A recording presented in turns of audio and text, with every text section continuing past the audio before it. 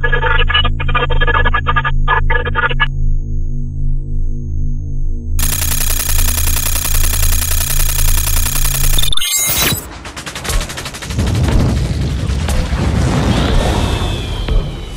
et messieurs, puis-je avoir votre attention, s'il vous plaît? Qu'est-ce que la maçonnerie? Des groupes d'hommes qui se sont réunis aux quatre coins de l'univers pour enserrer le monde dans un réseau aux mailles infranchissables. Et ceci n'est rien.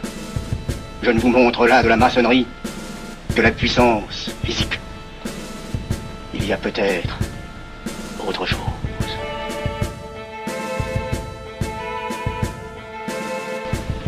Une doctrine supérieure.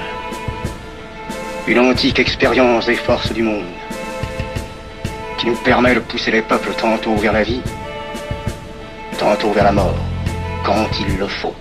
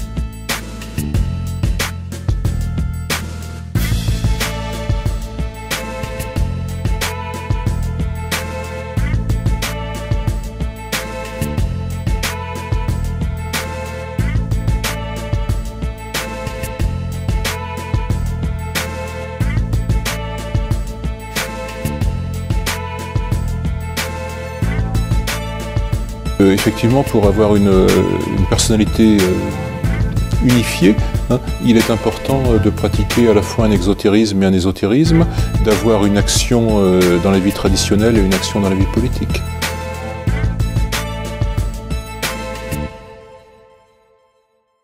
Aleister Crowley. Qui était-il véritablement? Pour vous en dire toute la vérité, un habitué de la maison, Stéphane Blais. Salut Stéphane. Salut Bob. Ça va? Ça va et toi? Alors habituellement, tu viens ici pour nous parler de sociétés secrètes, car on rappelle que tu fais partie de 14 sociétés secrètes, et notamment tes Rosicruciens, Templiers, etc. Tu as longtemps été franc-mac. Oui. Voilà. Oui, là, lors de ton dernier passage, et on a parlé d'Aleister Crowley. Je t'ai dit, mais il faut qu'on fasse une émission dessus, parce que t'es un des spécialistes d'Aleister Crowley. Ancien franc-maçon, je vais te laisser d'abord te présenter, et après on enchaîne avec ton témoignage. Très bien, alors je suis pianiste, compositeur, et j'ai été en effet franc-maçon. J'ai enregistré une quarantaine de disques, j'ai écrit à peu près 300 œuvres qui sont éditées pour piano, pour orchestre. Et puis les disques, on peut les trouver. Là j'ai mon dernier album qui vient de sortir chez Contre-Culture. D'accord. Qui s'appelle la laïcité, qui est la maçonnerie, dans laquelle pour moi il y a Satan, c'est clair, il suffit d'ouvrir les portes. Au bout c'est Satan, voilà, je le sais, je l'ai vu. Mais moi je reste toujours dans un débat de vérité, et en ce moment par exemple je défends Gabriel Maznev. Je dis je connais Gabriel Maznev, ce n'est pas une ordure, voilà, je le connais, même si très longtemps dans sa vie, il a aimé avoir des histoires d'amour, des histoires d'amour, des échanges de lettres, d'amour, etc. Parce que je connais sa réalité, parce que j'ai eu une fiancée qui était une ancienne fiancée Gabriel Maznev, et qui avait été sa maîtresse quand elle avait 14-15 ans. effectivement, j'ai participé à une tenue blanche. Franc-maçon, il y avait toute une liste des grands hommes, c'était cadet. Et qu'il était bon d'entrer sur cette liste, puisque bon, on faisait partie des grands hommes de cette société.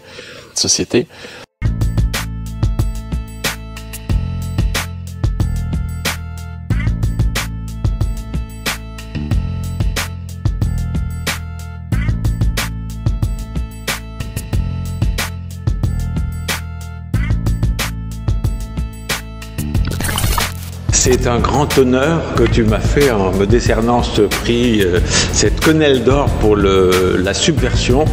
Et je suis avec toi à 100% dans toutes tes actions.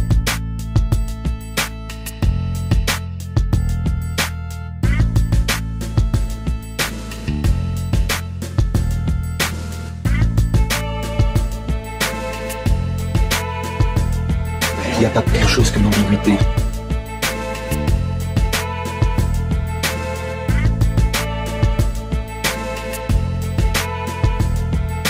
Des grands hommes, francs-maçons, il y avait toute une liste.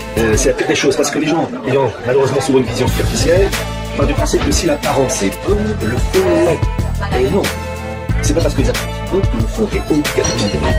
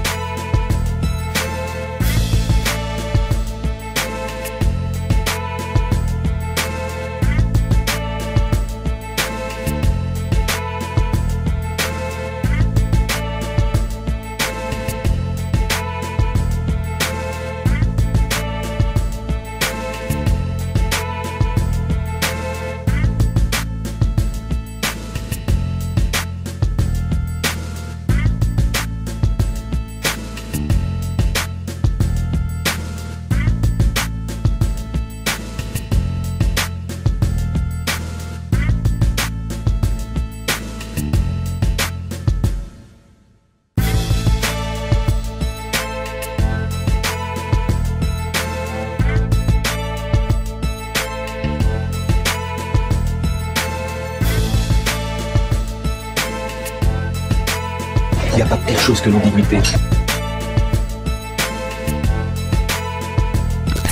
Vous êtes franc-maçon, par exemple? Vous m'entendez?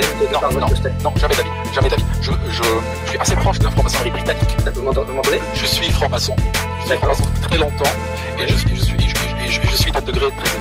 Voilà ce que je peux dire. On m'a proposé le Rotary Club que j'ai accepté malgré l'avis défavorable de mes proches. C'est notre équipe de chevaliers du ciel. Donc on était là pour rétablir la justice et tout, on était une bande. Beaucoup de bananes. Oui, bah écoute, dans la maçonnerie, il y a plein de musulmans. J'étais pas au 30e degré, mais j'étais quand même bien placé et je ne faisais pas de dinguerie. Un méchant. Non, je suis toujours dans la franc-maçonnerie, je suis pas un méchant. Je fais des débats avec eux, dans des loges, on se retrouve et on débat sur des débats de société. Son nom est Christian Cotten. Il est né en 1953. C'est un ancien instituteur. Il se présente aujourd'hui comme psychosociologue et psychothérapeute.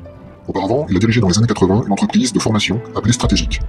Mais en 1999, le rapport parlementaire sur les sectes et l'argent mentionne la société stratégique comme étant liée à la scientologie.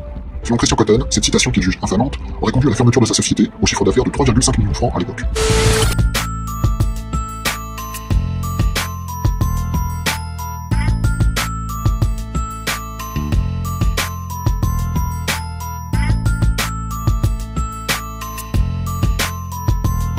Sur Joël Labruyère, on sait peu de choses sur son passé.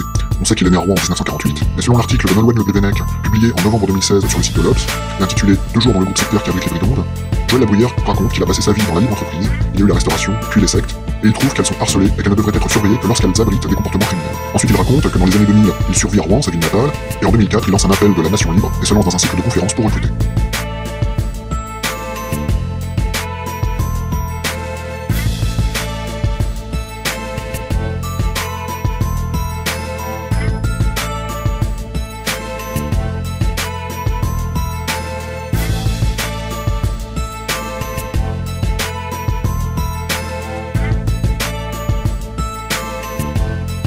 Part du principe que si l'apparence est bonne, le fond l'est. Et non, c'est pas parce que les apparences sont bonnes que le fond est obligatoirement bon.